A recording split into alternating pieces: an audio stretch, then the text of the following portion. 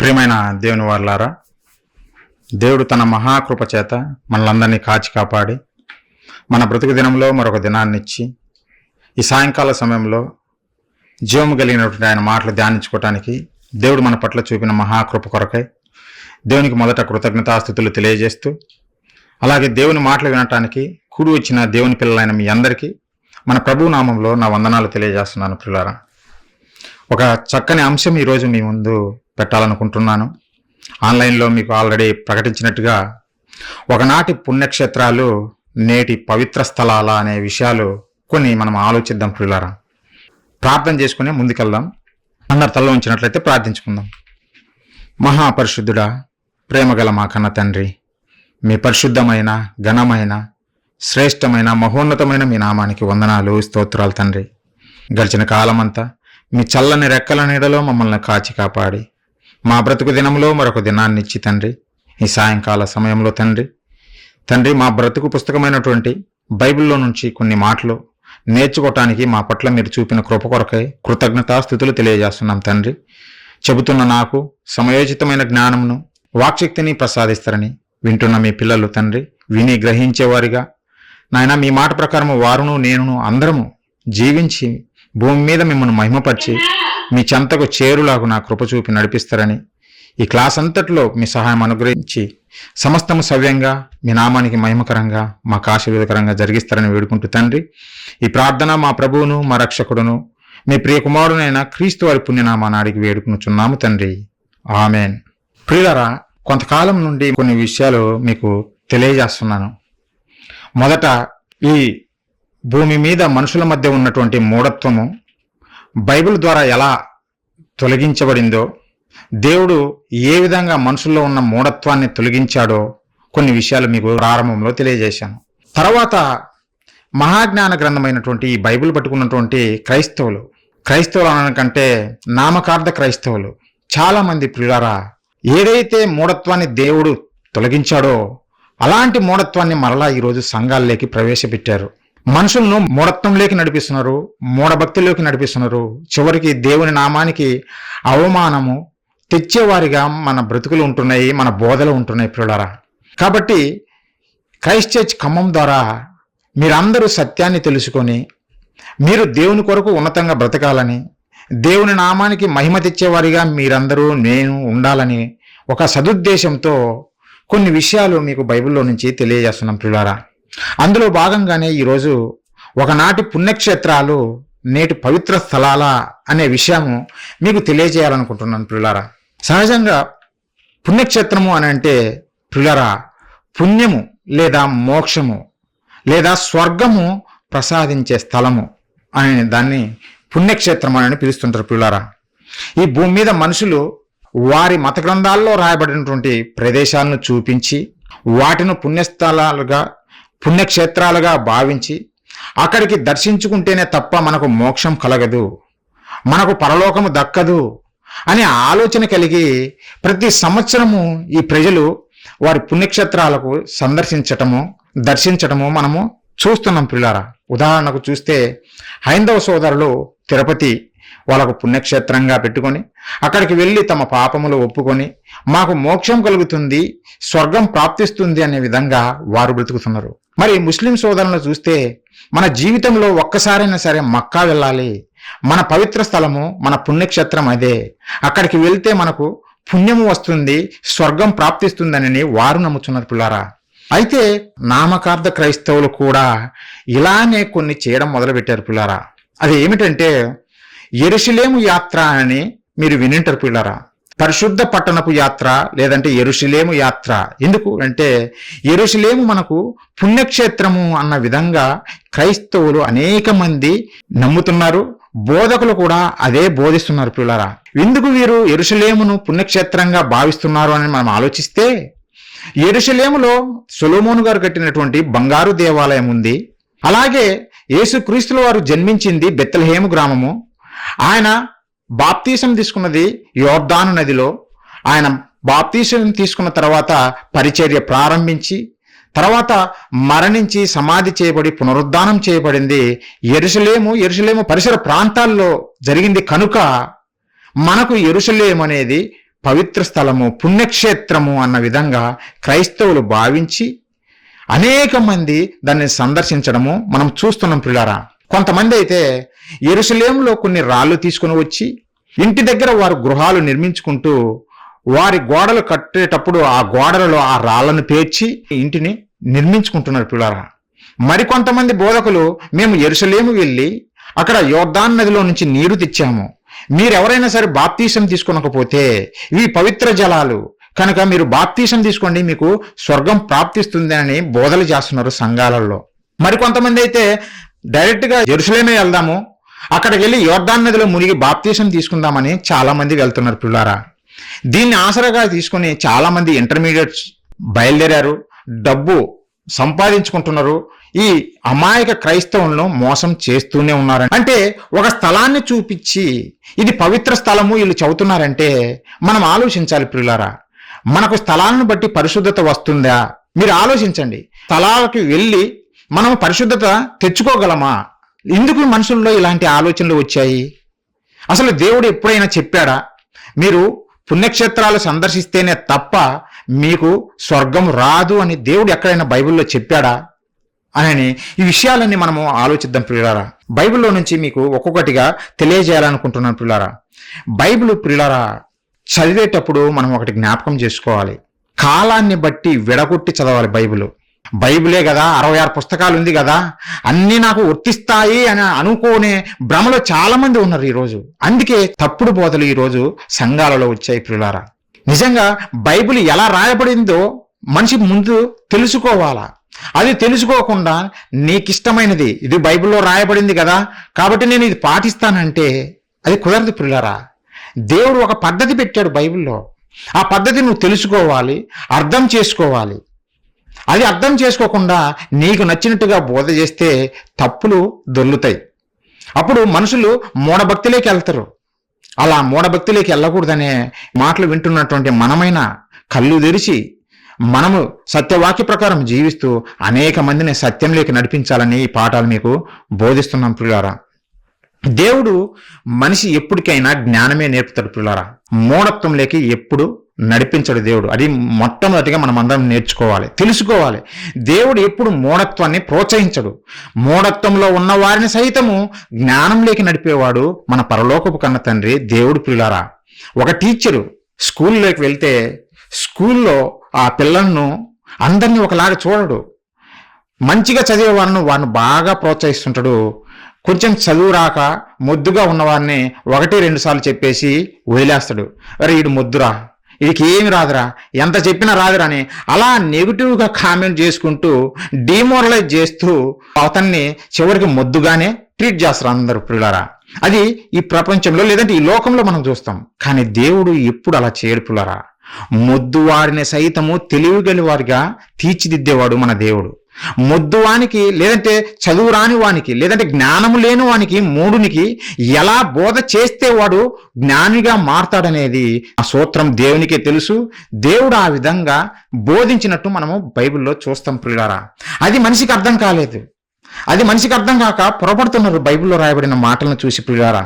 నిజంగా ప్రదేశాలకు పవిత్రము ఉంటుందా లేదంటే ప్రదేశాలను బట్టి మనకు పవిత్రత వస్తుందా అని మనం ఆలోచిస్తుంటే పిల్లరా, మొట్టమొదటిగా దేవుడు ఈ సృష్టిని కలుగజేసినప్పుడు ఎలా చేశాడు, ఎలా ఉందని సర్టిఫికేట్ ఇచ్చాడు అని మనం ఆలోచిస్తే ఒకసారి మీ దగ్గర బైబిల్ ఉంటే చూడండి పిల్లరా. దేవుడు మనల్ని ప్రేమించి మనం ఈ భూమి మీదకి వస్తున్నామనే సంగతి ఆయనకు తెలుసు గనక ఆయన మనల్ని పంపిస్తున్నాడు గనుక ఈ మనిషికి కావలసినవన్నీ తయారు చేయాలని సృష్టించాలని దేవుడు సంకల్పించి 6 విశ్వదినాలు అంటే ఎన్నో కోట్ల సంవత్సరాలు కష్టపడి పనిచేశాడు. ఈ సృష్టిని అందమైన ప్రకృతిని కలుగజేశాడు. కలుగజేసిన తర్వాత 6వ దినములో పనంతా కంప్లీట్ చేసి అప్పుడు ఆయన సృష్టిని చూసి దేవుడు కలుగజేసిన ప్రకృతిని చూసి ఆయన ఇచ్చిన సర్టిఫికేట్ ఏంటిదో ఒకసారి చదువుదాం. ఆదికాండము ప్రియులారా 1వ అధ్యాయం మనం చూడగలిగితే 31వ వచనం ప్రియులారా, దేవుడు తాను చేసినది యావత్తును చూచినప్పుడు అది చాలా మంచిదిగా ఉండెను. దేవుడు తాను చేసిన యావత్తును చూసినప్పుడు యావత్తు ఏది మిగలలేదు, ప్రతిదీ ఆయన చేసిన ప్రతి సృష్టము చాలా మంచిదిగా ఉంది అని దేవుడే సర్టిఫికేట్ ఇచ్చాడు. సృష్టిలో ఏ లోపం లేదు అన్నట్టుగా దేవుడు సర్టిఫికేట్ ఇస్తున్నాడు పిల్లరా. దేవుడు సృష్టించినప్పుడు ఈ సృష్టి ఎలా ఉందో ఈనాటికి సృష్టి అలానే ఉంది ప్రియులారా. సృష్టిలో లోపం ఏం లేదు, ప్రకృతిలో లోపం ఏం లేదు. చాలా మంచిదిగా దేవుడు ఈ ప్రకృతిని చేశాడు ప్రియులారా. అయితే మనిషి ఇందుకు యెరూషలేమే పుణ్యక్షేత్రము, అదే మనకు పుణ్యాన్ని తెచ్చిపెట్టే పవిత్ర స్థలం అని మనిషి ఎందుకు నమ్ముచున్నాడు? క్రైస్తవుల గురించి నేను మాట్లాడుతున్నా, మిగతా విశ్వాసాల గురించి మనకు సంబంధం లేదు. కానీ మన క్రైస్తవులు, నామకార్థ క్రైస్తవులు ఎందుకు వీరు యెరూషలేమనే పవిత్ర స్థలంగా ఎందుకు దర్శిస్తున్నారు అని మనం ఆలోచిస్తే ప్రియులారా, మోషే గారి కాలంలో కొన్ని మాటలు చెప్పబడ్డాయి ప్రియులారా. మోషే గారు ఎవరు? ఇశ్రాయేలీయుడు, దేవుడు ఏర్పరచుకున్నటువంటి జనాంగము. ఇశ్రాయేలు జనాంగము దేవుడు ఏర్పరచుకున్నటువంటి జనాంగము. దేవుడు ఏర్పరచుకున్నటువంటి ఆ జనాంగానికి దేవుడు పాత నిబంధన లేదంటే మొదటి నిబంధన వారికి ఇచ్చాడు ప్రియులారా. ఆ మోషే గారి కాలంలోనే కొన్ని విషయాలు చెప్పాడు దేవుడు, ఇశ్రాయేలీయులకు చెప్పాడు. అది మీరు గమనించాలి. పాత ధర్మశాస్త్రం ఎవరికి ఇవ్వబడింది అని మనం ఆలోచిస్తే అది ఇశ్రాయేలీయులకు, అన్యజనులకు కాదు. మనం ఎవరమి అంటే మనం అన్యజనుల్లో నుంచి వచ్చినటువంటి క్రైస్తవులము, ఇశ్రాయేలు జనాంగం మనం కానే కాదు ప్రియులారా. మోషే గారికి ఇచ్చినటువంటి పాత నిబంధన ఎవరికి ఇచ్చాడంటే ఇశ్రాయేలీయులకు ఇచ్చాడు ప్రియులారా. అప్పుడు మోషే గారి ద్వారా దేవుడు కొన్ని మాటలు తెలియజేశాడు. ఆ మాటలే ఈరోజు క్రైస్తవ ప్రపంచం చూపిస్తుంది. ఒకసారి చూద్దాం ఆ మాటలు ఏమిటి, దేవుడు ఏం చెప్పాడో ఒకసారి చూద్దాం ప్రియులారా. నిర్గమకాండము 26వ అధ్యాయం ప్రియులారా, 33, 34 వచనాలు నేను చదువుతున్నాను, ఒకసారి చూడండి ప్రియులారా. ఆ అడ్డతెరను ఆ కొలుకులను క్రింద తగిలించి సాక్ష్యపు మందసము అడ్డతెర లోపలికి తేవలను. ఆ అడ్డతెర పరిశుద్ధ స్థలమును అతి పరిశుద్ధ స్థలమును వేరు చేయును. ఆ అడ్డతెర పరిశుద్ధ స్థలమును అతి పరిశుద్ధ స్థలమును వేరు చేయును. అతి పరిశుద్ధ స్థలములో సాక్ష్యపు మందసము మీద కరుణాపీఠము ఉంచవలను. ఇక్కడ 2 పదాలు మనకు కనపడుతున్నాయి, పరిశుద్ధ స్థలము, అతి పరిశుద్ధ స్థలము. దేవుడే చెప్పాడు కదా పరిశుద్ధ స్థలము అని చెప్పాడు కదా, అతి పరిశుద్ధ స్థలం అని చెప్పాడు కదా. మరి యెరూషలేము పరిశుద్ధ స్థలము లేదంటే పుణ్యక్షేత్రం అని భావించడంలో తప్పేముంది అని మన క్రైస్తవులు వాదిస్తుంటారు ప్రియులారా. మరొక సందర్భం చూద్దాం. మోషే గారితో దేవుడు పలికిన మాట, నిర్గమకాండము 3వ అధ్యాయము 2వ వచనం నుంచి 5వ వచనం వరకు నేను చదువుతా, ఒకసారి చూడండి ప్రియులారా. ఒక పొద నడిమిని అగ్నిజ్వాలలో యెహోవా దూత అతనికి ప్రత్యక్షమాయను. అతడు చూచినప్పుడు అగ్ని వలన ఆ పొద మండుచుండెను, కానీ పొద కాలిపోలేదు. అప్పుడు మోషే, ఆ పొద ఎలా కాలిపోలేదో నేను ఆ తట్టు వెళ్ళి గొప్ప వింత చూచెదను అనుకున్నాను. దాన్ని చూచుటకు అతడు ఆ తట్టు వచ్చుట యెహోవా చూచెను. దేవుడు ఆ పొద నడుమ నుండి మోషే మోషే అని అతన్ని పిలిచెను. అందుకు అతడు చిత్తము ప్రభువా అనెను. అందుకైన దగ్గరకు రావద్దు, నీ పాదముల నుండి నీ చెప్పులు విడుము, నీవు నిలిచియున్న స్థలము పరిశుద్ధ ప్రదేశము అనను. నీవు నిలిచియున్న స్థలము పరిశుద్ధ ప్రదేశము అనని దేవుడు ఇక్కడ మోషే గారికి చెబుతున్నట్టుగా మనం చూస్తున్నాం ప్రియులారా. కాబట్టి ఈ మాటను చూపించి వీరు కూడా ఏమంటారంటే యెరూషలేము పరిశుద్ధ స్థలమే, పుణ్యక్షేత్రమే అన్న విధంగా వీరు భావించి సంవత్సరానికి ఒకసారి పోయేవాళ్ళు, లేదంటే వారి జీవితంలో ఒకసారైనా పోవాలనుకునే వాళ్ళు ఉన్నారు ప్రియులారా. నిజంగా వీరికి ఈ సంగతి తెలియదు. పాత నిబంధన ఇవ్వబడింది ఇశ్రాయేలు ప్రజలకు అనే సంగతి వీళ్ళు మర్చిపోయారు క్రైస్తవులు. ఇప్పుడు వారికి అర్థం కాలేదు, బైబిల్ చదువుతారు కానీ అర్థం కాలేదు ప్రియులారా. ఇప్పుడు ఇక్కడ మోషే గారికి దేవుడు చెప్పాడు కదా ఏమని అంటే పరిశుద్ధ స్థలము అతి పరిశుద్ధ స్థలము, అలాగే నువ్వు నిల్చున్న ప్రదేశము పరిశుద్ధ ప్రదేశం అన్నాడు కదా ప్రియులారా. బైబిల్ మనం ఎప్పుడైనా చదివేటప్పుడు అది ఏ కాలంలో చెప్పబడింది, ఎవరితో చెప్పబడింది, ఎందుకు చెప్పబడింది అనే విషయాలు మనం దృష్టిలో పెట్టుకోవాలి ప్రియులారా. బైబిల్ ఎప్పుడు చదివినా ఎవరమైనా సరే ప్రియులారా, బోధకుడైనా చదివేవాడివైనా విశ్వాసి అయినా సరే, ఎప్పుడు చెప్పబడింది, ఎందుకు చెప్పబడింది, ఎవరితో చెప్పబడింది అనే విషయాలు మనము ఆలోచించాలి. అది నేను చెప్పడం లేదు, దేవుడే చెబుతుండే. ఒకసారి బైబిల్ తీయండి, ఒకసారి చూడండి, అప్పుడే మనకు అర్థమవుతుంది ప్రియులారా. పేతురు గారు రాసినటువంటి మొదటి పత్రిక ప్రియులారా, 1వ అధ్యాయము మనం చూడగలిగితే 10-11 వచనాల్లో దేవుడే ఏం చెబుతున్నాడో ఒకసారి చూడండి ప్రియులారా.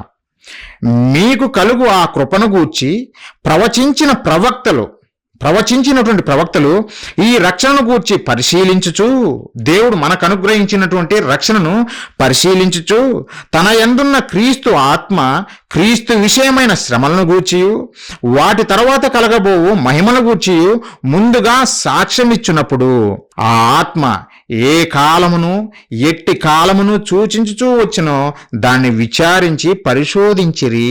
ప్రవక్తలు ఏ కాలమును చూపిస్తుంది ఇది అని పరిశోధించారు ప్రవక్తలు. ప్రియులారా, ఆ కాలాన్ని చూడకపోతే మోసపోతాం. ఉదాహరణకు ప్రవక్త అయిన యెషయా గారి ద్వారా దేవుడు పలికాడు, కన్యక గర్భవతి అయి కుమారుని కనును, అతనికి ఇమ్మానుయేలును పేరు పెట్టుదురు అని చెప్పాడు కదా దేవుడు ప్రవక్త ద్వారా.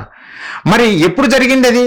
క్రీస్తు వారు ఈ భూమి మీదకి మొదటిసారి వచ్చినప్పుడు అది నెరవేరింది. ఆ కాలం చూడాలి మనం ఆ కాలం చూడకుండా ప్రవక్త ద్వారా చెప్పాడు గనక దేవుడు ఇంకా మనము ఎదురు చూడాలి. కన్యక గర్భవతి అవుతుంది, ఆమె కుమారుని కంటది అని మనం ఎదురు చూస్తే మనము పొరబడినట్టే. ప్రియులారా, ఈరోజు ఎవరన్నా కన్యక వచ్చి ఇదిగో ప్రవక్త చెప్పినట్టు నేను గర్భవతిని అయ్యానంటే ప్రియులారా, అది నమ్మశక్యమైనది కాదు. ఎందుకంటే ఆల్రెడీ అది జరిగిపోయింది. మనము కాలాన్ని దృష్టిలో పెట్టుకోవాలి ప్రియులారా, లేకపోతే పొరపడతాం. దేవుని మాటలు అర్థం చేసుకోవడంలో పొరపడతాం ప్రియులారా. ప్రవక్తలు ఆ రోజు కాలాన్ని, అది ఎందుకు చెప్పబడింది, ఎప్పుడు చెప్పబడింది, ఎవరితో చెప్పబడింది, ఇవన్నీ వాళ్ళు పరిగణలోకి తీసుకొని పరిశోధించు వచ్చారు ప్రియులారా. మనము చేయవలసింది కూడా అదే. ఈరోజు క్రైస్తవుడు చేయవలసింది కూడా అదే. అప్పుడే మనకు సర్వసత్యము వాస్తవము మనకు తెలుస్తుంది ప్రియులారా. మరి ఇంతకు దేవుడు పరిశుద్ధ స్థలము అతి పరిశుద్ధ స్థలం అని ఎందుకు చెప్పాడు ఆ రోజు మోషే గారితో అని మనం ఆలోచిస్తే ప్రియులారా, హెబ్రీయులకు రాసిన పత్రిక ఒకసారి చూడండి. హెబ్రీయులకు రాసిన పత్రిక 9వ అధ్యాయము 2వ వచనం నుంచి నేను చదువుతున్నా 4వ వచనం వరకు. ఎలాగనగా మొదట ఒక గుడారం ఏర్పరచబడెను, అందులో దీపస్తంభమును బల్లయు దాని మీద ఉంచబడిన రొట్టెలను ఉండెను, దానికి పరిశుద్ధ స్థలం అని పేరు. ఒక విషయం మోషే గారికి చెబుతున్నాడు. ఆ రోజు వాళ్ళకు ఒక గుడారం ఏర్పరిచి, దేవుని కోసమని ఒక గుడారం ఏర్పరిచి ఆ అరణ్యంలో వారు ప్రయాణం చేస్తున్నప్పుడు ఆ మొదటి గుడారంలో ఏం చేశారంటే అక్కడ దీపస్తంభము బల్లయు దాని మీద ఉంచబడిన రొట్టెలు ఉండెను, దానికి పరిశుద్ధ స్థలం అని పేరు పెట్టాడు దేవుడు. రెండవ తెరకు ఆవల అతి పరిశుద్ధ స్థలము అగు గుడారం ఉండెను, అందులో సువర్ణ దీపార్తియు అంతటను బంగారు రేకులతో తాపబడిన నిబంధన మందసమును ఉండెను. ఆ మందసంలో మన్నా గల బంగారు పాత్రయు చిగురించిన అహరోను చేతికరయు నిబంధన పలకలను ఉండెను. నిబంధన పలకలు, నిబంధన ఉన్నటువంటి మందసం ఉన్నటువంటి ఆ ప్రదేశాన్ని అతి పరిశుద్ధ స్థలము అని దేవుడు పిలిచాడు ప్రియులారా. మరి ప్రదేశాలను గురించే కాదు, దేవుడు కొన్ని జంతువులను చూపించి కూడా ఆ రోజు ఇశ్రాయేల్ సమాజానికి ఒక విషయం చెప్పాడు. ఇవి మీకు పవిత్రములు, ఇవి మీకు అపవిత్రములు, ఇవి మీరు తినకూడదు, ఇవి మీరు తినాలి అని ఈ సూత్రాలు, ఈ నియమాలు ఆనాడు ఇశ్రాయేలు ప్రజలకు దేవుడు తెలియజేశాడు ప్రియులారా. ఒకసారి చూడండి, ఆ మాట కూడా చూద్దాం. లేవికాండము. బైబిల్ ఇలానే మనం పరిశోధించాలి ప్రియులారా. పరిశోధించకపోతే మనకు అర్థం కాదు ఏమేమి చెప్పాడు దేవుడు, ఎందుకు చెప్పబడింది అనేది ఎన్ని ఆలోచించాలి మనము. లేవికాండము మనం 11వ అధ్యాయం చూస్తే 11వ అధ్యాయం మొత్తం మీరు ఇంటికి వెళ్ళిన తర్వాత చదవండి. అందులో మీకు అర్థమవుతుంది ఏవి తినాలి, ఏమి తినకూడదు, ఏవి పవిత్రములు, ఏవి అపవిత్రములు అన్నట్టుగా చెప్పుకుంటూ వచ్చాడు. అది ఎవరికి? ఇశ్రాయేలీయులకు, క్రైస్తవులకు కాదు. క్రైస్తవులకు కాదు ప్రియులారా. ఈరోజు క్రైస్తవులు కూడా పాటిస్తారని కాదు, వేరే విషయం. వారికి అర్థం కాక కొన్ని నేను చదివి వినిపిస్తా చూడండి ప్రియులారా. 11వ అధ్యాయము 1వ వచనం నుంచి. మరియు యెహోవా మోషే అహరోనులకు ఇలాగ సెలవు ఇచ్చెను, మీరు ఇశ్రాయేలీయులతో ఇట్లనుడి, భూమి మీదనున్న జీవులన్నిటిలోనూ మీరు ఈ జీవులను మాత్రము తినవచ్చును. జంతువులలో ఏది డెక్కలు గలదై నెమరు వేయునో దాన్ని తినవచ్చును, కానీ నెమరువేయి వాటిలోను 2 డెక్కలు గల వాటిలోను వీటిని తినకూడదు. ఒంటె నెమరువేయును, కానీ దానికి 2 డెక్కలు లేవు కనుక అది మీకు అపవిత్రమగును. ఇలా జంతువుల గురించి లిస్ట్ అంతా చెప్పుకుంటూ పోతాడు పిల్లల దేవుడు. ఈ అధ్యాయం మనం చూస్తే అవి ముట్టుకుంటే అపవిత్రములు, ఇవి మీరు తినచ్చును అనే విషయాలన్నీ చెప్పుకుంటూ పోతాడు. 8వ వచనం చూస్తే వాటి మాంసమును మీరు తినకూడదు, వాటి కళేబరములను ముట్టకూడదు, అవి మీకు అపవిత్రములు. ప్రదేశాల గురించి చెప్పాడు, ఏది పరిశుద్ధమో ఏది అతి పరిశుద్ధమని చెప్పాడు. అలాగే మరొక సందర్భంలో దేవుడు జంతువుల గురించి కూడా చెప్పడం మొదలుపెట్టాడు ప్రియులారా. ఏమని అంటే మీకు పవిత్రమైన జంతువులు ఇవి, వీటిని మాత్రమే మీరు తినాలి, వీటిని మీరు తినకూడదు అని దేవుడు వీరికి చెప్పాడు ప్రియులారా. ఎందుకు దేవుడు ఇలా చెప్పాడు అని మనం ఆలోచిస్తే ప్రియులారా, దేవుడు మనిషికి ఏదైనా ఒక క్రమ పద్ధతిలో నేర్పుతాడు ప్రియులారా. ఉదాహరణకు మనం చూస్తే మొదటి తరగతి చదువుతున్నటువంటి విద్యార్థికి మొదటి తరగతి క్లాసులే మనము చెప్పాలి. పిహెచ్డి లెవెల్లో క్లాసులు తీసుకొచ్చి చెబితే వాడికి అర్థం కావు పిల్లరా. చిన్నపిల్లవాడికి అర్థం కావు. పాత ధర్మశాస్త్రం కింద ఉన్నటువంటి ఇశ్రాయేలీలు చిన్నపిల్లల లాంటి వారి పిల్లరా. పాత ధర్మశాస్త్రం కింద ఉన్నటువంటి ఇశ్రాయేలు ప్రజలు చిన్నపిల్లల లాంటి స్వభావం కలిగినటువంటి వారే. వారికి తగ్గట్టుగానే వారికి ఆ రోజు బోధించాడు. వారి స్థితిగతులను బట్టి, వారి అండర్స్టాండింగ్ని బట్టి వారికి బోధ నేర్పుతున్నాడు. ఒక క్రమ పద్ధతి నేర్పుతున్నాడు పిల్లారా దేవుడు. ఆ క్రమ పద్ధతిని నేర్పే విషయంలోనే ప్రదేశాలను చూపించాడు. పరిశుద్ధమైంది, అతి పరిశుద్ధతమైంది. అలాగే జంతువులను చూపించి మీకు పవిత్రం లేవి, అపవిత్రం లేవి అని వాటిని చూపించాడు పిల్లారా. ఒకటి నేర్పబోతున్నాడు దేవుడు. ఏమి నేర్పబోతున్నాడు దేవుడు మనిషికి? దేవుడు ఇశ్రాయేలు ప్రజలకు ఆ రోజు ఏమి నేర్పబోతున్నాడు అని మనం ఆలోచిస్తే అదే లేవి కాండము 11వ అధ్యాయము 44వ వచనం చూడండి పిల్లారా. నేను మీ దేవుడనైన యెహోవాను, నేను పరిశుద్ధుడును కనుక మీరు పరిశుద్ధులై ఉండునట్లు మిమ్మును మీరు పరిశుద్ధపరచుకొనవలను. దేవుడు ఒక విషయం చెబుతుండు పిల్లలు. ఇక్కడ జంతువుల గురించి అపవిత్రములు పవిత్రములు ఇవన్నీ చెప్పుకుంటూ వచ్చి తర్వాత ఒక విషయం వారికి నేర్పుతున్నాడు. నా పిల్లలారా, నేను పరిశుద్ధుడను, మీరు కూడా పరిశుద్ధులుగా ఉండటానికి ప్రయత్నించండి. మీరు కూడా పరిశుద్ధులై ఉండాలి. నేను పరిశుద్ధుడను గనక, మీ తండ్రిని పరిశుద్ధుడను గనక నా పిల్లలైన మీరు కూడా పరిశుద్ధులుగా ఉండాలి అని దేవుడు కోరుకుంటున్నాడు. ఆ పరిశుద్ధత మనిషికి నేర్పడం కొరకే ఈ ప్రకృతిలో ఉన్న వాటిని చూపించి వారికి పాఠం నేర్పుతున్నాడు పిల్లారా. మరి భూమి మీద మనుషులు ఎవరైనా ఉన్నారా పలాని వ్యక్తి పరిశుద్ధుడు అని ఆ వ్యక్తిని చూపించి నేర్పించడానికి ఇశ్రాయేలు ప్రజల్లో ఎవరైనా పరిశుద్ధుడిగా బతికిన వాళ్ళు ఉన్నారా అంటే బైబిల్ చెబుతుంది, నీతిమంతుడు లేడు, ఒక్కడూ లేడు. చూడండి ఆ మాట కూడా ఒకసారి. దేవుడు ఒకవేళ భూమి మీద మనిషిని చూపించి ఆ రోజు ఇశ్రాయేలు ప్రజలకు ఈ మనిషిలాగా మీరు జీవించాలి అని చూపించడానికి ఎవరైనా ఉన్నారా భూమి మీద అంటే ఎవరు లేరు పిల్లరా. పరిశుద్ధత నేర్పడానికి మనిషి అనేవాడు ఎవరు పరిశుద్ధులు లేరు. అందరూ త్రోవ తప్పిపోయిన వారే. రోమీలకు రాసిన పత్రిక 3వ అధ్యాయం పిల్లరా 11-12.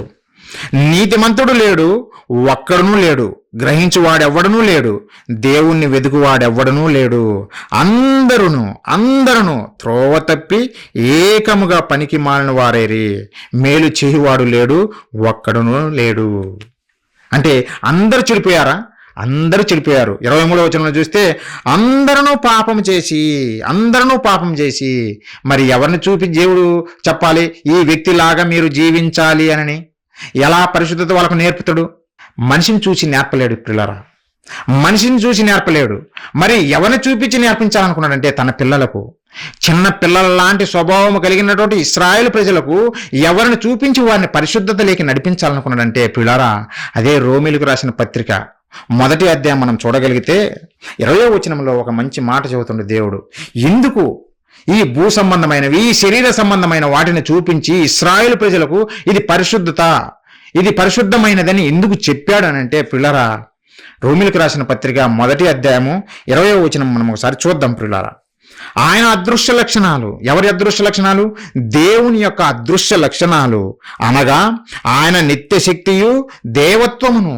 ఆయన నిత్యశక్తి అలాగే దైవత్వము, దేవుని లక్షణాలు, దైవత్వము. జగదుత్పత్తి మొదలుకొని సృష్టింపబడిన వస్తువును ఆలోచించుట వలన తేటపడుచున్నవి. జగదుత్పత్తి మొదలుకొని సృష్టింపబడిన వస్తువులు. దేవుడు సృష్టిని, ప్రకృతిని కలగజేశాడు కదా. ఆ ప్రకృతిని మనము ఆలోచిస్తే దేవుడు నీకు కనపడతాడంట. దేవుని లక్షణాలు ఈ ప్రకృతిలో కనపడతాయంట. దేవుడు నేను పరిశుద్ధుడును అని చెప్పాడు కదా. అంటే పరిశుద్ధత నీకు కనపడాలంటే, నువ్వు చూడాలనుకుంటే దేవుడు చెబుతున్నాడు ఒకసారి నేను చేసిన ప్రకృతిని చూడండి, పరిశుద్ధత అంటే ఎలా ఉంటుందో మీకు అర్థమవుతుంది. ఒకసారి నేను కలుగజేసిన జంతువులను చూడండి, ఈ ప్రకృతిని చూడండి, అప్పుడు మీకు పరిశుద్ధత ఏందో మీకు అర్థమవుతుంది. అప్పుడు నా గుణాలు మీకు అర్థమవుతాయి, నాలాగా మీరు బ్రతుకుతారని ఆ రోజు ఇశ్రాయేలు ప్రజలకు ప్రియులారా ఏమీ తెలియనటువంటి ఇశ్రాయేలు ప్రజలకు చిన్ననాటి నుంచి పాఠాలు నేర్పినట్టుగా నేర్పుతున్నాడు ప్రియులారా. అంతే కదా. 1వ తరగతి, 2వ తరగతి, 3వ తరగతి, 4వ తరగతి, తర్వాత అలా 10 ఇంటర్మీడియట్, BSc, MSc, PhDలు. అంతేగాని ఒకేసారి PhD మనం నేర్పలేం ప్రియులారా. పిహెచ్డి ఎడ్యుకేషను చిన్నపిల్లవాడికి నేర్పలేము. వారి స్తోమతను బట్టి, వారి స్థితిగతులను బట్టి పాఠాలు నేర్పాలి. దేవుడు అదే చేశాడు పిల్లారా. దేవుడు అదే చేశాడు. పాత నిబంధన కాలము ఇశ్రాయేలు ప్రజలకు ఇచ్చినటువంటిది. ఆ ఇశ్రాయేలీయులకు అప్పుడు జ్ఞానము లేదు గనక వారికి ఒక్కొక్కటిగా నేర్పుకుంటూ వచ్చాడు పిల్లారా. ఒక్కొక్కటిగా నేర్పుకుంటూ వచ్చాడు. ప్రకృతిని చూపించాడు. ప్రకృతిలో ఎలాంటి లక్షణాలు ఉన్నాయో, ఆ పరిశుద్ధత ఎలా ఉందో దాన్ని చూసి మీరు తెలుసుకొని, నేను కూడా పరిశుద్ధుడును కనుక మీరు కూడా పరిశుద్ధులుగా ఉండాలి అని కోరుకున్నాడు పిల్లారా దేవుడు. అందుకే మనిషికి ఆ రోజు చూపించాడు, ఫలానిది పరిశుద్ధం కలిగినది, ఫలానిది అపవిత్రమైనది అని దేవుడు చెప్పాడు పిల్లారా. నేర్పించడం కొరకు, మనిషికి నేర్పించడం కొరకు. మరి ప్రకృతిలో ఉందా అంటే అవును పిల్లారా, ప్రకృతిలో లోపం అనేది లేదు. దేవుడు ఆ రోజు ఎలా కలుగజేశాడో ఇప్పటికీ ప్రకృతిలో లోపం లేకుండా అదే పరిశుద్ధత, అదే పవిత్రత, అదే త్యాగము, దేవుని లక్షణాలు పునికి పుచ్చుకొని పనిచేస్తుంది ఈ ప్రకృతి అంతా. ఒక జంతువును చూస్తే అదే త్యాగము, దేవుని త్యాగము ఒక జంతువు చేస్తుంది. ఒక గొర్రెను నువ్వు వధిస్తావు, నన్ను ఎందుకు వధిస్తావని నీ మీద తిరుగుబాటు చేయదు. ఒక కోడి నువ్వు వధించినప్పుడు నన్ను ఎందుకు చంపుతున్నావని నీ మీద తిరుగుబాటు చేయదు. అలా అమాయకంగా నువ్వు కత్తి పట్టుకున్నా సరే నీకెళ్ళి అలా అమాయకంగా చూస్తుందే తప్ప, జంతువు నీ కొరకు బలైపోతుందే తప్ప నన్నెందుకు బలి చేస్తావని ప్రశ్నించడు ప్రియులారా. అది దైవ లక్షణము, దైవత్వము ఈ ప్రకృతిలో ఉంది. అందుకే మనిషికి ఈ ప్రకృతిని చూపించి పరిశుద్ధత నేర్పాలనుకున్నాడు పిల్లారా. మరి అది ఎప్పటి వరకు? ఇశ్రాయేలు ప్రజల వరకు పాత నిబంధన ఇచ్చాడు, వారికి తెలియజేయడం కొరకు ఆ విధంగా ప్రకృతిలోనే చూపించాడు. మరి యేసుక్రీస్తుల వారు భూమి మీదకి వచ్చారు. యేసుక్రీస్తుల వారు ఈ భూమి మీదకి వస్తూ క్రొత్త నిబంధన తీసుకొచ్చాడు, పాత నిబంధన కాదు. ఈరోజు క్రైస్తవులుగా మనకు ఉండాల్సింది ఏదో తెలిసిన? క్రొత్త నిబంధన. క్రొత్త నిబంధనలో రాయబడినటువంటి నియమాలు మనం పాటించాలి, ఆజ్ఞలు పాటించాలి. పాత నిబంధనలోకి వెళ్ళిపోకూడదు. పాత నిబంధనలో గొర్రెలను లేదంటే పశువులను వాటిని వధించారు, బలులు అర్పించారు. ఈరోజు దేవుడు మనకు బలులు అర్పించమని చెప్పాడా? కొత్త నిబంధన మనల్ని బలులు అర్పించమని చెప్పలేదు. నీవే బలిగా మారాలి, సజీవ యాగముగా దేవుని కొరకు బలిగా మారాలి. బలిగా అంటే పోయి మళ్ళా మనల్ని మనం చంపుకోవడం కాదు, కష్టపడి పని చేయాలి. ఒకనాడు జంతువులను చూపించి బలులు అర్పించమన్నాడు. ఈరోజు క్రొత్త నిబంధన, యేసుక్రీస్తుల వారు భూమి మీదకి వచ్చి క్రొత్త నిబంధన తీసుకొచ్చాడు కదా, సర్వసత్యాన్ని తీసుకొచ్చాడు కదా యేసుక్రీస్తుల వారు. ఆయన అంటాడు, అదే ఏమంటాడంటే యేసుక్రీస్తుల వారు, ఇదిగో లోకము పుట్టినది మొదలుకొని మరుగు చేయబడిన సంగతులన్నిటినీ మీకు బోధించుతున్నాను అంటాడు. అంటే పాత నిబంధన కాలంలో ఎన్నో సంగతులు మరుగు చేయబడ్డాయి, ఎన్నో సంగతులు సీక్రెట్స్గా ఉన్నాయి ప్రియులారా. కానీ యేసుక్రీస్తుల వారు భూమి మీదకి వచ్చి ప్రతి ఒక్కటి విడమర్చి చెప్పాడు, ప్రతి ఒక్కటి విడమర్చి చెప్పాడు. ఆ సీక్రెట్స్ అన్నిటిని ఓపెన్ చేశాడు, సర్వసత్యాన్ని మనకు ప్రసాదించాడు క్రొత్త నిబంధన ద్వారా. పాత నిబంధనలో వారికి తెలియదు కనుకనే జంతువులను బలిగా అర్పించారు, వారికి పాఠం నేర్పించడం కోసం అట్ని చూపించాడు. మరి క్రీస్తు రాకడతోటి మనకు క్రొత్త నిబంధన ఇచ్చాడు, సత్యాన్ని తెలియజేశాడు పిల్లారా. సర్వసత్యాన్ని మనకు తెలియజేశాడు. మరి ఏం తెలియజేశాడు అని మనం ఆలోచిస్తే క్రీస్తు బోధనలు మనం అబ్జర్వ్ చేయాలి. ఒకనాడు శాస్త్రులు పరిచయులు, యూదులే ఇశ్రాయేలీయులు, శాస్త్రులు పరిచయులు యేసుక్రీస్తుల వారి దగ్గరికి వచ్చి, మీ శిష్యులు ఎందుకు అపవిత్రమైన చేతులతో భోజనాలు చేస్తున్నారు, స్నానం చేయకుండానే భోజనం చేస్తున్నారు అని ప్రశ్నిస్తారు పిల్లారా యేసుక్రీస్తుల వారిని. ఒకసారి చూద్దాం ఆ మాట. మార్కు సువార్త ఒకసారి చూడండి, 7వ అధ్యాయం మనం చూడగలిగితే 1వ వచనం నుంచి నేను చదువుతున్నా, చూడండి పిల్లారా. యెరూషలేము నుండి వచ్చిన పరిసయ్యులను శాస్త్రులలో కొందరును ఆయన యొద్దకు కూడి వచ్చి, ఆయన శిష్యులలో కొందరు అపవిత్రమైన చేతులతో అనగా కడుగుకొని చేతులతో భోజనము చేయట చూచిరి. అంటే చేతులు కడుగొనకపోతే వీళ్ళకి అపవిత్రము అన్న విధంగా వీరు ఉన్నారు పిల్లారా. చేతులు కడుక్కోపోతే అపవిత్రమా అంటే ఆ రోజు యూదులకు శరీర సంబంధమైన నియమాలే ఉన్నాయి. అదే ఒక ప్రదేశాన్ని చూపించి దేవుడు ఇది పరిశుద్ధము అతి పరిశుద్ధము అని చెప్పాడు కదా, ఇది అపవిత్రం అని చెప్పాడు కదా. అలానే వీరు ఆచారాలు పెట్టుకున్నాడు. చేతులు కడుగొనకపోతే అపవిత్రము, స్నానం చేయకపోతే అపవిత్రము, అంటే శరీర సంబంధమైన వాటిని పాటిస్తున్నారు పిల్లారా. అదే యేసుక్రీస్తుల వారిని అడిగారు వాళ్ళు, మీ శిష్యులు ఎందుకు చేతులు కడుక్కొనకుండా అపవిత్రమైన చేతులతో భోజనం చేస్తున్నారు అని అడుగుతున్నారు పిల్లారా. అడిగితే అప్పుడు యేసుక్రీస్తుల వారు ఒక సమాధానం చెప్పాడు. అంటే వారిని కూడా సర్వసత్యం లేక తీసుకొచ్చే మార్గం చదువుతున్నాడు పిల్లారా. ఒక విషయం వారికి గుర్తు చేస్తూ 6వ వచనము, అందుకు ఆయన వారితో ఇలాగ చెప్పెను, ఈ ప్రజలు పెదవులతో నన్ను గణపరచుదురు, కానీ వారి హృదయం నాకు దూరముగా ఉన్నది. వారి హృదయం నాకు దూరంగా ఉన్నది. ఒకటి పరిచయం చేస్తుండే దేవుడు. ఆ రోజు ఉన్నటువంటి యూదులకు మనకును ఒకటి పరిచయం చేస్తున్నాడు. వీళ్ళు చేతులు కడుగొనకపోతే అపవిత్రం అని అంటున్నారు.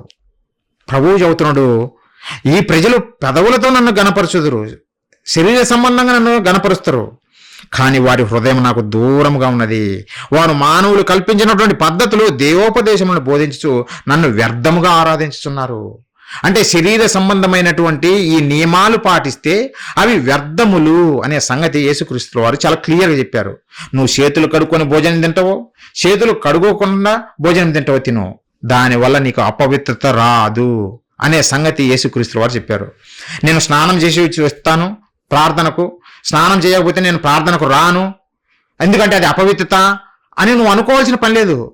నువ్వు స్నానం చేసి వచ్చినా దేవుడు స్వీకరిస్తాడు, స్నానం చేయకపోయినా దేవుడు స్వీకరిస్తాడు. అంటే శరీర సంబంధమైనవి నీకు అపవిత్రత కలగచేయవు అని ఒక వాస్తవాన్ని యేసుక్రీస్తుల వారు మనకు తెలియజేస్తున్న పిల్లారా. శరీర సంబంధమైనవి మనకు అపవిత్రత కలగజేయవు. మరి ఏవి అపవిత్రత కలగజేస్తాయి మనిషికి? ఏవి అపవిత్రత కలగజేస్తుంది అంటే అదే అధ్యాయంలో యేసుక్రీస్తుల వారు చెప్పారు. మార్కు సువార్త 7వ అధ్యాయము 20వ వచనం నుంచి నేను చదువుతున్నా, ఒకసారి చూడండి. మనుష్యుని లోపల నుండి బయలు వెళ్ళున్నది మనుషుని అపవిత్రపరచును. మనుషుని లోపల నుండి బయలు వెళ్ళున్నది అది మనిషిని అపవిత్రపరచును. మరి మనిషి లోపల నుండి ఏమి వస్తున్నాయి బయటికి అని మనం ఆలోచిస్తే, లోపల నుండి అనగా మనుషుల హృదయములో నుండి, ఎంత క్లియర్గా ఎక్స్ప్లెయిన్ చేస్తుండో చూడండి యేసుక్రీస్తుల వారు. మనకు అర్థమయ్యే విధంగా చాలా గొప్పగా యేసుక్రీస్తుల వారు బోధిస్తున్నాడు పిల్లారా. లోపల నుండి అంటే ఎక్కడి నుంచో కాదు బాబు, నీ హృదయములో నుండి బయటికి వస్తున్నాయి కొన్ని. అవి ఏంటి అంటే దురాలోచనలు, జారత్వములు, దొంగతనములు, నరహత్యలు, వ్యభిచారములు, లోభములు, చెడుతనములు, కృత్రిమములు, కామ వికారమును, మత్సరమును, దేవదూషణయు, అహంకారము, అవివేకమును వచ్చును. లిస్టు, పెద్ద లిస్టు చెప్పాడు. మనిషిని అపవిత్రపరిచేవి ఏవో అనేది ఒక లిస్టు చెప్పాడు. అవి మన హృదయంలో నుండి బయటికి వస్తున్నాయి అని చెబుతుండే పిల్లారా. మన హృదయంలో నుండి బయటికి వచ్చేవి ఇవి మనిషిని అపవిత్రపరుస్తాయి. కానీ నీ చేతులు కడుగు కొనుక్కోవడం వల్ల నీకు అపవిత్రత రాదు. లేదంటే నువ్వు యెరూషలేము పట్టణం దర్శించడం బట్టి నీకు పవిత్రత రాదు. అవి శరీర సంబంధమైనవి అంటూ 23వ వచనంలో ఈ చెడ్డవన్నీ లోపల నుండి బయలు వెళ్ళి మనుషుని అపవిత్రపరచునని ఆయన చెప్పెను. ఇవన్నీ ప్రియులారా హృదయంలో నుంచి బయటికి వస్తాయి, మనుషుని అపవిత్రపరుస్తాయి అనే ఒక వాస్తవాన్ని దేవుడు చెప్పాడు. ప్రారంభంలో ప్రదేశాలను చూపించి ఏది పవిత్రము ఏది అపవిత్రమని చూపించాడు. తర్వాత కొత్త నిబంధన వచ్చిన తర్వాత క్రీస్తు ద్వారా ప్రియులారా మనకు వాస్తవం తెలియజేస్తుంది. ఏంటంటే నీకు పవిత్రత ఎక్కడ ఉండాలో తెలిసిన నీ హృదయంలో ఉండాలి. నువ్వు పరిశుద్ధుడు కాకుండా అపవిత్రుడు అయిపోతావు ఎప్పుడంటే నీ హృదయంలో నుండి వచ్చే ఈ దురాలోచనలే, ఈ నరహత్యలే, ఈ వ్యభిచారములే, ఈ దొంగతనాలే, ఇవన్నీ మనిషిని అపవిత్రపరుస్తాయి తప్ప నువ్వు స్నానం చేయకపోయినా, నువ్వు చేతులు కడుక్కొనకపోయినా, లేదంటే నువ్వు యోర్దాను నదిలో మునగకపోయినా నీకు అపవిత్రత రాదు ప్రియారా, రాదు. కానీ ఈరోజు క్రైస్తవులు ఏది ఇష్టపడతారంటే హృదయాన్ని పవిత్రపరచుకోవటానికి అస్సలు ఇష్టపడరు. హృదయాన్ని, మన హృదయంలో ఉన్నటువంటి కల్మషము, సహోదరిని ప్రేమించడు, సహోదరుని మీద కనికరించడు, ఎప్పుడు గొడవలే, ఎప్పుడు తన్నుకోవడాలే, ఎప్పుడు ద్వేషించుకోవడాలే, వాడి మీద వీడి మీద శాడీలే, ఇలాంటి ఇష్టపడతాడు. కానీ మనిషి ఫ్రీగా 4 పాటలు పాడితే ఏముంది, నోరుంది, మాట్లాడతాము, పాట పాడతాము, మ్యూజిక్ తోటి మంచిగా ఆనందిస్తాము. అది దేవునికి ఎలా మహిమ వస్తుంది, మనకి ఎలా పవిత్రత తీసుకొస్తుంది. లేదు నేను యోర్దాను నదికి వెళ్ళి మంచి సైట్ సీయింగ్ కాబట్టి మంచిగా అలా విహారయాత్రకి వెళ్ళి చూసి వచ్చి అక్కడ మునిగి వస్తే నాకు పవిత్రత వస్తుంది అనుకుంటే ఎలా పిల్లరా? అది ఈజీ గనక మనిషి చేయగలుగుతున్నాడు, అది చాలా ఈజీ. కానీ నీ హృదయాన్ని మార్చుకోవాలని దేవుడు చెప్పిన మాటలను మాత్రం మనిషి పక్కన పెట్టేశాడు. ఎక్కడైనా చూడండి క్రైస్తవులు ఇదే కదా. ఈరోజు క్రైస్తవ దేశాలే యుద్ధాలు చేస్తున్నాయి. ఎందుకు? దేవుడు మాతో ఉన్నాడు, దేవుడు మమ్మల్ని యుద్ధం చేయమన్నాడు అన్న విధంగా ఈరోజు అమెరికా ఇరాన్ మీద బాంబులు వర్షం కురిపించి కొట్టుకుంటున్నారు పిల్లరా. ఒక క్రైస్తవుడిగా నువ్వు చేయవలసింది ఇదేనా? ప్రేమ చూపించవలసినటువంటి మనము శత్రువును సహితము ప్రేమించవలసినటువంటి క్రైస్తవుడు వాడి శత్రువు ఈడు శత్రువు అని వాడిని చంపుతుంటూ పోతే అవమానము మన క్రీస్తుకు ప్రియులారా. మనల్ని చూసి మన క్రీస్తును ద్వేషిస్తారు ఈ సమాజము. మన ప్రవర్తన బాగలేదు కనుకనే మనం నమ్మిన మన ప్రభువును ద్వేషిస్తారు. ప్రభు అలా చెప్పలేదే. సిలువ వేసిన వారినే చూసి, తండ్రి వీరేం చేస్తున్నారో వీరికి తెలియదు, వీరిని క్షమించండి అని క్షమించినటువంటి గొప్ప కరుణామయుడు యేసుక్రీస్తుల వారు. మరి ఆయన నమ్మినటువంటి మనము ఎలా ఉండాలి ప్రియులారా? క్షమించే గుణం ఉండాలనా లేదా? కానీ అమెరికా అది లేదు. వాడేదో న్యూక్లియర్ బాంబు తయారు చేసుకుంటాడంట, ఇస్రాయల్ మీద వేస్తాడంట. అది కూడా అమెరికా మీద కూడా కాదు, ఇస్రాయల్ మీద వేస్తారు. వాడు ఇస్రాయల్ మీద వేస్తే నీకేంటి? నువ్వేంది మధ్యలో ఇన్వాల్వ్ అయ్యి యుద్ధం చేయడము? అంటే నీ చేతులకు నీవే మట్టి అంటించుకుంటున్నావు, నీ చేతులకు నీవే పాపం అంటించుకుంటున్నావు, క్షమించవలసినటువంటి నువ్వే పాపం చేస్తున్నావు. ఈరోజు మనము కూడా పిల్లలు జాగ్రత్త పడాలి. ఈరోజు సమాజాన్ని చూసి మనం వాత పెట్టుకున్నాం అనుకో, మన ద్వేషాన్ని మనం ప్రదర్శిస్తే అది మనకు పాపమే, పరిశుద్ధత రాదు. మన హృదయంలో ఏమాత్రం కల్మషం లేకుండా దేవుడు కోరుకున్నట్టుగా నేను పరిశుద్ధుడను, మీరు పరిశుద్ధులుగా ఉండండి. ఎప్పుడు మీరు పరిశుద్ధులుగా ఉంటారు? మీ హృదయాన్ని, మీ హృదయంలో ఉన్నటువంటి కల్మషాన్ని అంతా బయటికి గెంటేయండి.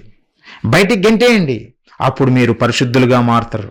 అంతే తప్ప లేదంటే మీరు ప్లేసులను చూసి, లేదంటే యెరూషలేము యాత్ర చేసినంత మాత్రాన మీరు పరిశుద్ధులు కాలేరు. యేసుక్రీస్తుల వారే తెలియజేస్తున్న ఒక వాస్తవాన్ని ప్రియులారా, మనల్ని పరిశుద్ధపరచడం కొరకే యేసుక్రీస్తుల వారు తన రక్తం కార్చాడు. ఇప్పుడు మన పవిత్రత, మన పరిశుద్ధత ఎవరంటే యేసుక్రీస్తుల వారే. కొరింథీయులకు రాసినటువంటి మొదటి పత్రిక మనం చూస్తే మొదటి అధ్యాయంలోనే పౌలు గారి ద్వారా దేవుడు ఒక మంచి మాట చెబుతాడు ప్రియులారా.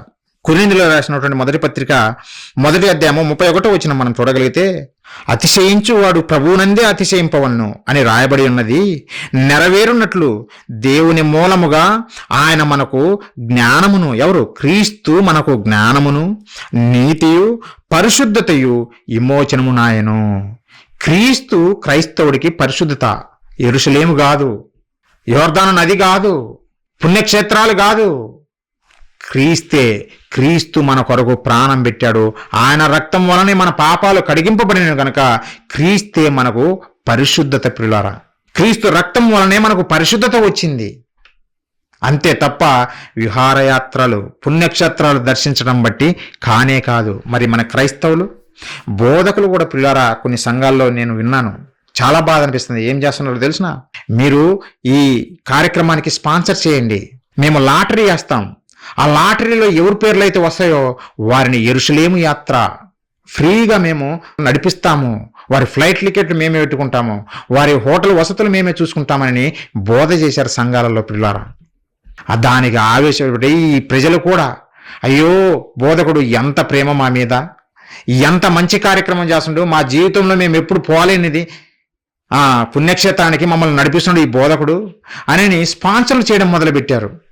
ఇలా దోచుకు తింటున్నారు ఈరోజు బోధకులు అమాయక క్రైస్తవుల్ని. అందుకే మనము విఘ్నులం కావాలి, వివేకులం కావాలి. మనమందరం వివేకులం కావాలనే క్రైస్ట్ చర్చ్ ఖమ్మం ద్వారా ప్రతి మంగళవారం క్లాస్ రూపంలో మీకు వాస్తవాలను తెలియజేస్తున్నాం పిల్లారా. యేసుక్రీస్తుల వారు చాలా క్లియర్గా చెప్పారు, మనిషికి పవిత్రత వచ్చేది ప్రదేశాన్ని బట్టి కాదు, నీ హృదయం మార్చుకొనింటే, మన హృదయంలో ఉన్న కల్మషాన్ని తీసేసుకొని క్రీస్తు రక్తం ద్వారా మనం కడగబడితే అప్పుడే మనకు పవిత్రత వస్తే పిల్లారా. దేవుడు మరి ఎందుకు చెప్పాడు అలా? మోషే గారి కాలంలో అని చూస్తే పిల్లారా, అవన్నీ వారు చిన్న పిల్లల లాంటి స్వభావం కలిగిన వారు కనుక వారికి ఒక పద్ధతి నేర్పుతున్నాడు, వారికి ఒక క్రమము నేర్పుతున్నాడు. ఒకసారి చూద్దాం హెబ్రీయులకు రాసిన పత్రిక. దేవుడు ఎందుకు ఇచ్చాడు పాత ధర్మశాస్త్రము? ఎందుకు ఇశ్రాయేలు ప్రజలకు మోషే గారి ద్వారా ఈ మాటలు ఎందుకు చెప్పాడు అని మనం ఆలోచిస్తే హెబ్రీయులకు రాసిన పత్రిక పిల్లారా 9వ అధ్యాయం మనం చూడగలిగితే మొదటి వచనం పిల్లారా, మొదటి నిబంధనకైతే సేవా నియమములను ఈ లోక సంబంధమైన పరిశుద్ధ స్థలము ఉండెను. మొదటి నిబంధన పాత నిబంధన, ఇశ్రాయేలీయులకు మోషే గారి ద్వారా ఇచ్చినటువంటి పాత నిబంధన, పాత ధర్మశాస్త్రము. ఆ నిబంధనకు ఈ లోక సంబంధమైనటువంటి పరిశుద్ధ స్థలము ఉండెను. ఈ లోక సంబంధమైనది, శరీర సంబంధమైనది. అందుకే పరిశుద్ధ స్థలము, అతి పరిశుద్ధ స్థలం అని దేవుడు ఒక గుడారంలో అడ్డుతెర పెట్టి చెప్పాడు కదా. ఈ లోక సంబంధమైనవి అవి. కానీ కొత్త నిబంధనలో మార్చేశాడు దేవుడు. 10వ వచనం చూస్తే ఇవి ఎందుకు ఇచ్చాడంటే, ఇవి దిద్దుబాటు జరుగు కాలము వచ్చే వరకు విధింపబడి. దిద్దుబాటు కాలం అంటే దిద్దబడతాయా? ఆ రోజు మోషే గారికి ఇచ్చినటువంటి ధర్మశాస్త్రము దిద్దబడుతుందా అంటే కరెక్ట్ చేయబడుతుందా అంటే కరెక్ట్ చేయబడుతుందనే చెప్పాడు దేవుడు. మోషే గారికి ఇచ్చినటువంటి పాత ధర్మశాస్త్రము కరెక్ట్ చేయబోతున్నాడు దేవుడు. ఇది దిద్దుబాటు జరుగు కాలము వచ్చు వరకు. ఎప్పుడు? యేసుక్రీస్తుల వారి భూమి మీదకి రాకతోటే, మొదటి రాకడతోటే అవి దిద్దుబాటు చేశాడు దేవుడు. పాత నిబంధన కాలాన్ని దిద్దుబాటు చేశాడు పిల్లరా. ఇవి దిద్దుబాటు జరుగు కాలము వచ్చు వరకు విధింపబడి అన్నపానములతోనూ నానా విధములైన ప్రక్షాళనములతోనూ సంబంధించినటువంటి శరీరాచారములు మాత్రమే. ఇవన్నీ శరీరాచారములు. పాత నిబంధన కాలంలో ఉన్నవన్నీ శరీరాచారములు, అది ఆత్మ సంబంధమైనవి కాదు. యేసుక్రీస్తుల వారి రాకతోటే ఆత్మ సంబంధమైనవి మనకు తెలియజేశాడు. అవే మనము పాటించమని చెప్పాడు ప్రియులారా. వీళ్ళందరూ మరి యెరూషలేము అంటున్నారు కదా. యెరూషలేములో బంగారు దేవాలయము, సొలొమోను బంగారు దేవాలయం ఉంది, పవిత్ర స్థలము అని అంటున్నారు కదా.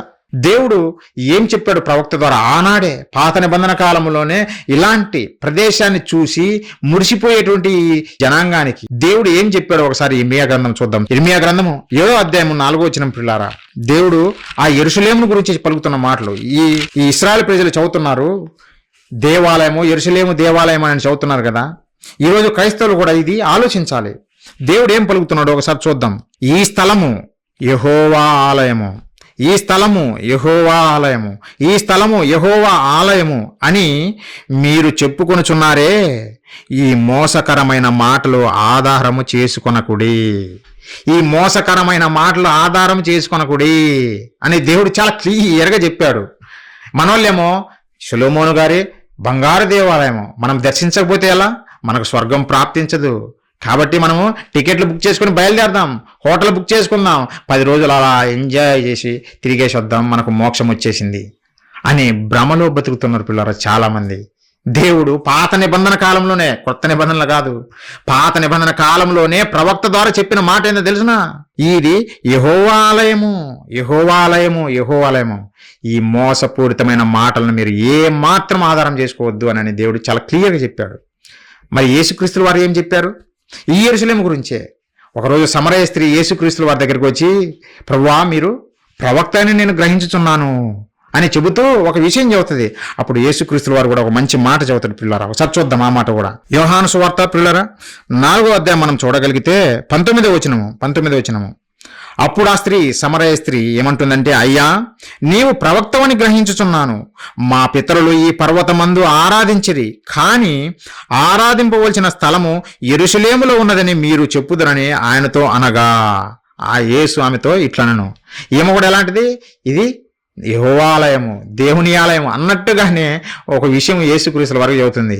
మా పితరులేమో పర్వతం మీద ఆరాధించారు, ఇప్పుడు యెరూషలేములో ఆరాధించవలసిన స్థలం ఉందని మీరు చెబుతారు అని నేను గ్రహించుతున్నానని చెబుతుంది పిల్లరా ప్రభువుకు. అప్పుడు ప్రభువులు వారు ఒక మంచి విషయం చెబుతున్నాడు. చూడండి 21వ వచనం పిల్లరా. అమ్మా, ఒక కాలము వచ్చుచున్నది, ఆ కాలమందు ఈ పర్వతము మీదనైనను, నువ్వు చెప్పినటువంటి ఈ పర్వతం మీదనైనను, యెరూషలేములోనైనను మీరు తండ్రిని ఆరాధింపరు.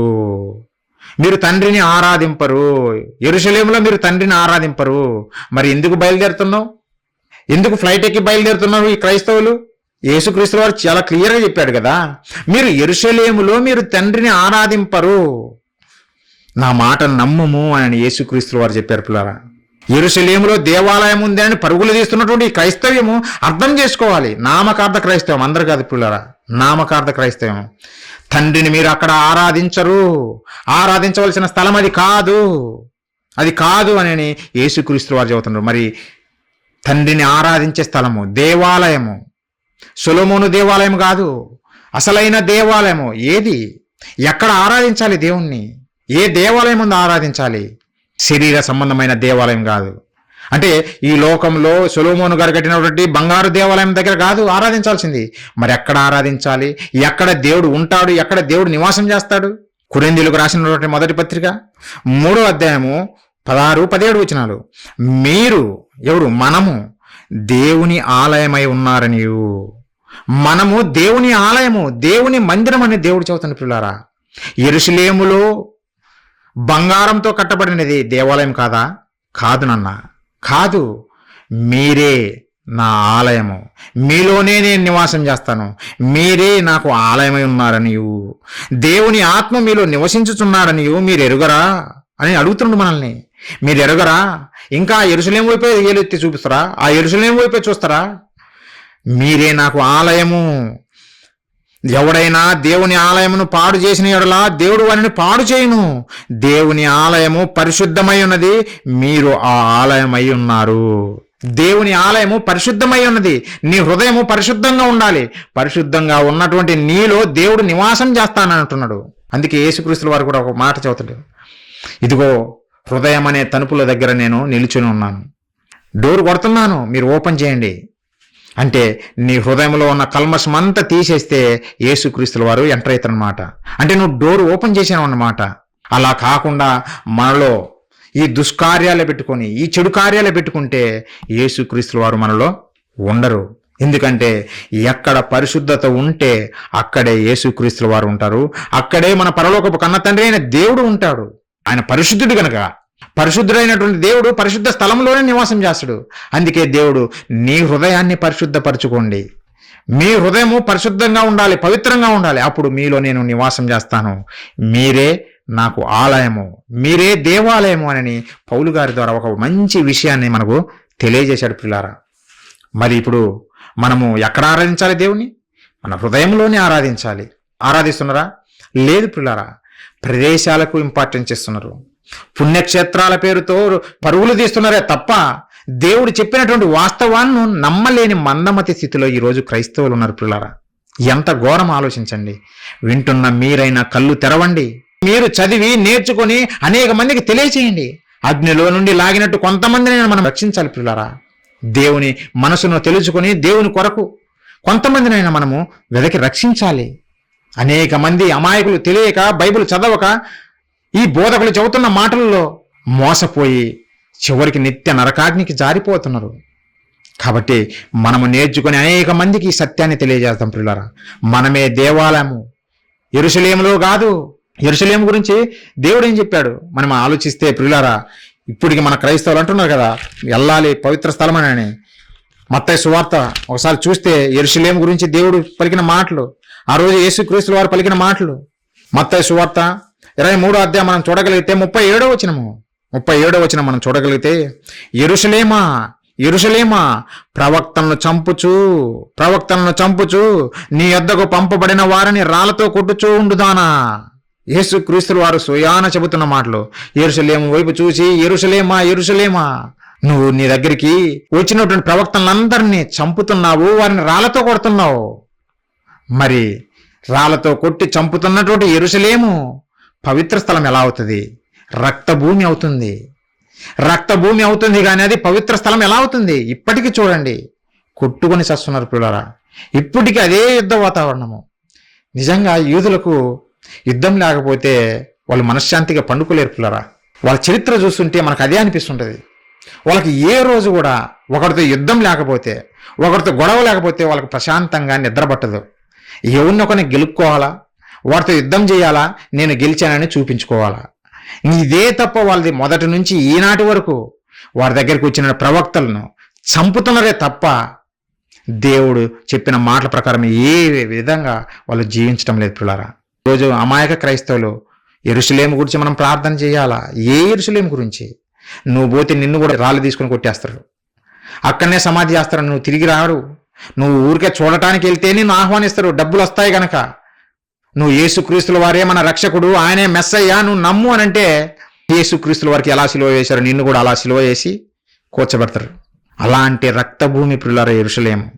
కానీ మనోళ్ళు ఊరికే ఉప్పొంగుతున్నారు ఈ ప్రదేశాన్ని చూసి. అవే పుణ్యక్షేత్రాలు, అవే పవిత్ర స్థలాలు. మీరు ఆ మాయలో పడిపోవద్దు. అది ఎప్పుడు ప్రవక్తలను చంపుతూ, భక్తులను, నీతిమంతులను చంపుతున్నటువంటి పట్టణం పిల్లారా. ఈరోజు దేవుడు ఏం చెప్పాడో తెలిసిన మనకు పవిత్రత మనకు ప్రదేశాన్ని బట్టి రాదు. ఒకసారి చూడండి, తీతుకు రాసిన పత్రిక 1వ అధ్యాయము 15వ వచనం పిల్లారా. 15వ వచనం మనం చూడగలిగితే, పవిత్రులకు అన్నీ పవిత్రములే. నువ్వు పవిత్రుడువా? నీ మనసు పవిత్రంగా ఉందా? అయితే నీకు అన్నీ పవిత్రములే. కానీ అపవిత్రులకు, అవిశ్వాసులకును ఏదీ పవిత్రమైనది కాదు. వారి మనస్సును, వారి మనస్సాక్షి అపవిత్రపరచబడి ఉన్నవి. ఎలా ఉంది? అపవిత్రులకు, అవిశ్వాసులకు యెరూషలేము మాత్రమే పవిత్రంగా కనపడుతుంది. ఇండియా, ఖమ్మం పవిత్రంగా ఇలా కనపడదు. లేదంటే వారున్న గ్రామమైనా సరే వారికి పవిత్రంగా కనిపించదు. వారికి కనిపించేది ఏదో తెలిసినా యెరూషలేము పవిత్రంగా కనపడుతుంది. అదే పౌలు గారి ద్వారా దేవుడు చెబుతున్నాడు, నువ్వు పవిత్రుడు అయితే నీకన్నీ పవిత్రంగానే కనపడతాయి.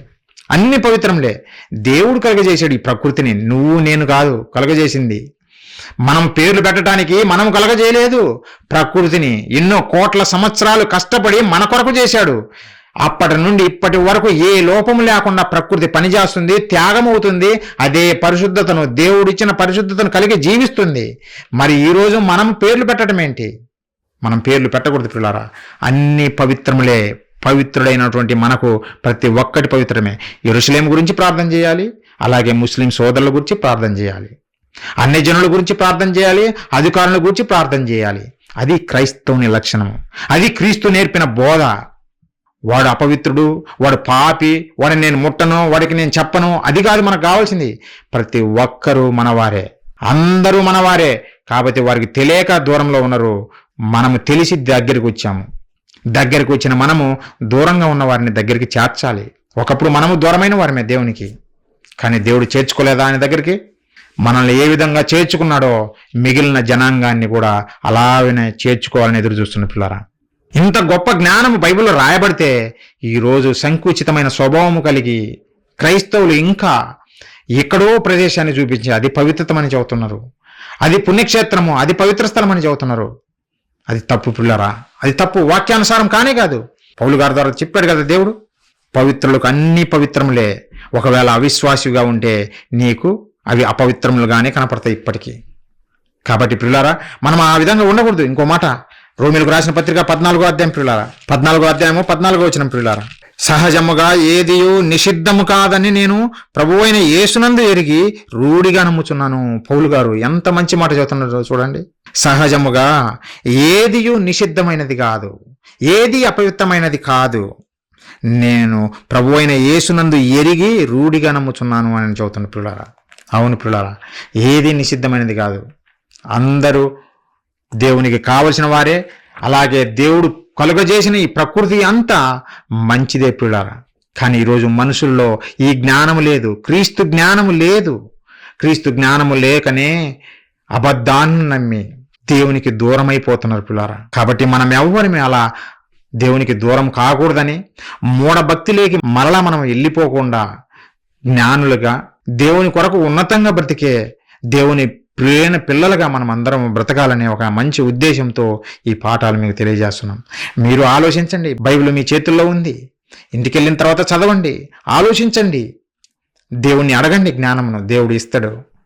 దేవుడు కోరుకున్నట్టుగా మనం అందరం బ్రతకాలే తప్ప దేవుడు వద్దన్న వాటిని మనం ఇంకా పాటిస్తూ ఇంకా మూఢత్వం లేకపోతే ఈరోజు యూదులకు ఎలా దెబ్బలు పడుతున్నాయో మనకు అలా దెబ్బలు పడడం ఖాయం. దేవుడు విడిచిపెట్టాడు ఎవరిని. సర్వసత్యము మన చేతిలో పెట్టినా ఇంకా అబద్ధాల వైపు నువ్వు ఎదురు చూస్తున్నావంటే, కల్పనా కథలే నాకు కావాలని నువ్వు ఎదురు చూస్తున్నావంటే దేవుడు అపవిత్ర ఆత్మకు అప్పగిస్తానని చెప్పాడు. అబద్ధాన్ని మోసం చేయు ఆత్మకు అప్పచెప్తానన్నాడు. ఆ మాయలో మనం పడిపోకుండా మనల్ని మనం కాపాడుకోవాలి. ఈ బైబిల్ చదవండి, నేర్చుకోండి.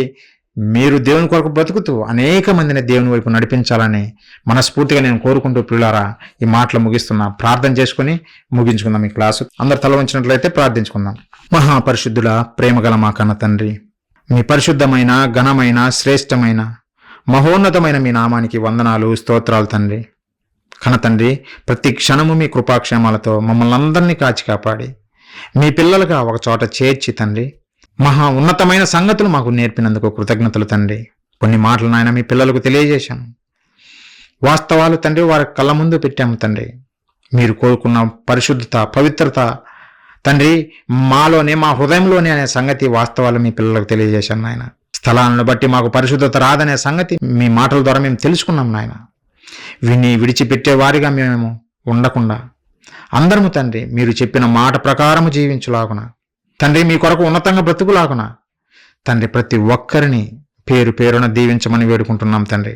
మరి ముఖ్యంగా మేమందరం కలిసిగట్టుగా అన్నదమ్ముల వలె ఐక్యతతో మీ నామ మహిమార్థమై జీవించులాగున ఒకే భావంతో నాయన జీవించుటకు, మిమ్మల్ని మహిమపరచుటకు మీ సహాయం అనుగ్రహిస్తారని వేడుకుంటున్నాం తండ్రి. ఎవరు తప్పిపోకుండా మీ జ్ఞానం నేర్చుకుంటూ మీ కొరకు ఉన్నతంగా బ్రతుకులాగున సహాయం దయచేయమని వేడుకుంటున్నాం తండ్రి. మీ కొరకు ఇంకా అనేకమైన కార్యాలు, ఉన్నతమైన కార్యాలు చేసేవారిగా ప్రతి ఒక్కరిని నిలబెట్టమని వేడుకుంటూ, మీ చిత్తమైతే మా ప్రభు రక్షకుడు క్రీస్తు వారి రాకడ ఆలస్యమైతే మరలా మేము ఒకసారి మీ సన్నిధిలో కూర్చొని మీ మాటలు నేర్చుకునటానికి మీ కృప చూపుతారని వేడుకుంటూ, ఈ ప్రార్థన మా ప్రభువును మా రక్షకుడును మీ ప్రియకుమారుడు అయిన క్రీస్తు వారి పుణ్యనామాన్ని అడిగి వేడుకొనుచున్నాము తండ్రి. ఆమేన్. ప్రియులారా, మీ అందరికీ ప్రభు నామంలో నా వందనాలు తెలియజేస్తున్నాను.